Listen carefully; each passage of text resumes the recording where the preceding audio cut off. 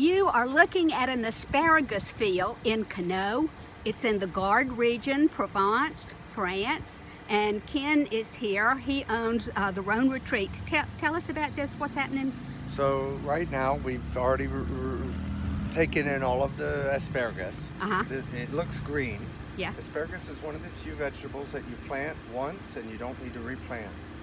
In the fall, they will come in and cover these plants. Yes. And they will then put some, unfortunately, plastic over them.